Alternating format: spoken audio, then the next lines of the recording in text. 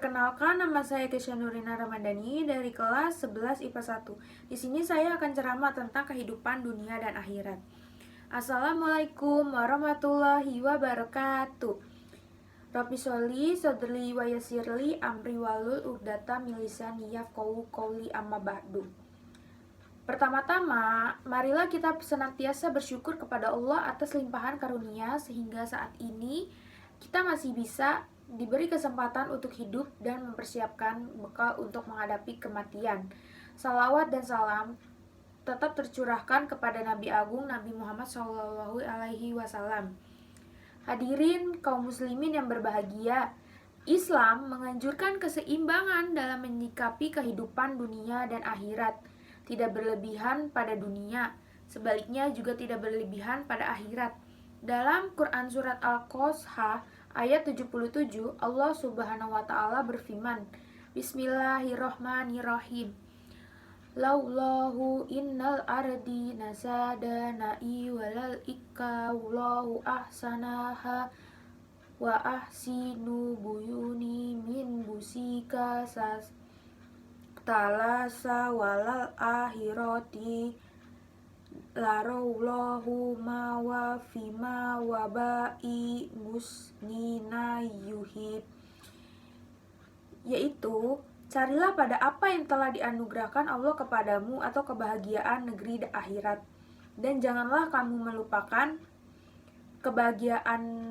kebahagiaanmu dari kenikmatan duniawi, dan berbuat baiklah kepada orang lain sebagaimana Allah telah berbuat baik kepadamu. Dan janganlah kamu berbuat kerusakan di muka bumi, sehingga Allah tidak menyukai orang-orang yang berbuat kerusakan. Ayat di atas menjelaskan kepada kita bahwa akhirat telah disediakan sebagai tempat kembali. Namun sebelumnya manusia juga ditakdirkan hidup di dunia. Sebagaimana akhirat harus dipersiapkan, dunia juga harus dijadikan tempat mempersiapkan hidup di akhirat kelak. Akhirat tak bisa lepas dari dunia. Dalam sebuah ungkapan dikatakan bahwa dunia adalah ladang akhirat atau ad-dunya mazra'at al-akhirah. Yang maksudnya adalah bagaimana kita harus bersikap terhadap dunia untuk menjadikannya sebagai ladang bercocok tanam, sebagai amal kebaikan yang nantinya akan kita panen di akhirat. Jika amal yang kita berasal dari bibit yang kurang baik, maka kita harus bersiap untuk memanen hasil yang kurang baik. Dan sebaliknya pun, jika kita tidak menanam berasal dari bibit yang baik, maka kita akan menggembirakan dengan hasil yang baik pula di akhirat kelak. Yang artinya adalah, siapa yang mengerjakan kebaikan seberat darah pun, dia akan melihat balasannya.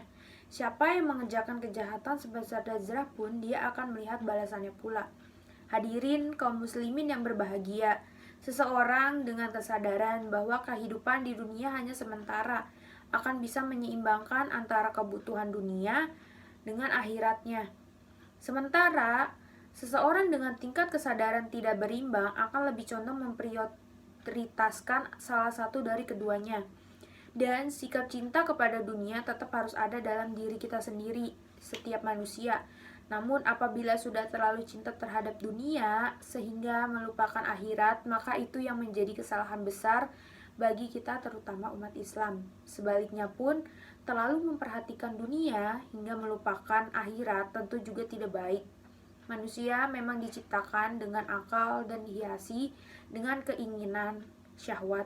Pada keindahan-keindahan duniawi, Allah Subhanahu wa Ta'ala berfirman dalam Quran Surat Al-Imran ayat 14, yaitu Bismillahirrahmanirrahim, wal harami al-ama suf mati mahalli wal bisati habbi minal matro tawal atiro wal balana saminan nahawati hubbulin nasurunil mabi husnu indallahu munil maro timaan.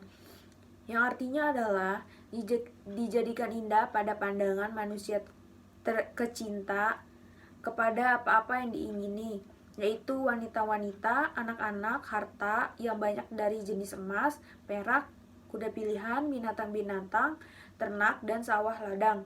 Itulah kesenangan hidup di dunia, dan di sisi Allah lah tempat kembali yang baik atau surga.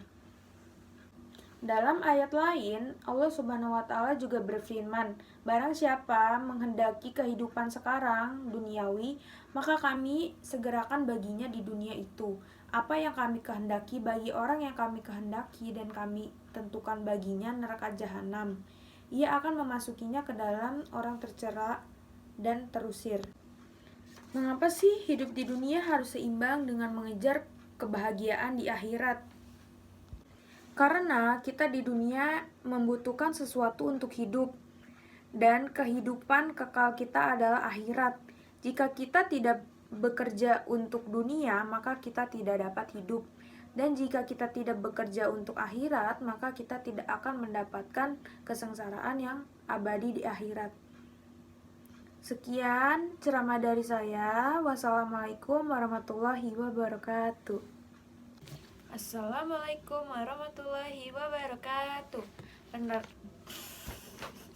Assalamualaikum warahmatullahi wabarakatuh. Perkenalkan, nama saya Kisha Nurina Ramadhani dari kelas 11 IPA 1. Di sini saya akan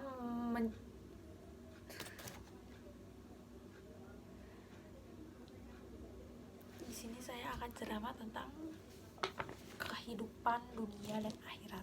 Assalamualaikum warahmatullahi wabarakatuh. Perkenalkan, nama saya Kisha Nurina Ramadhani dari kelas 11 IPA 1. Di sini saya akan ceramah tentang kehidupan dunia dan akhirat. Assalamualaikum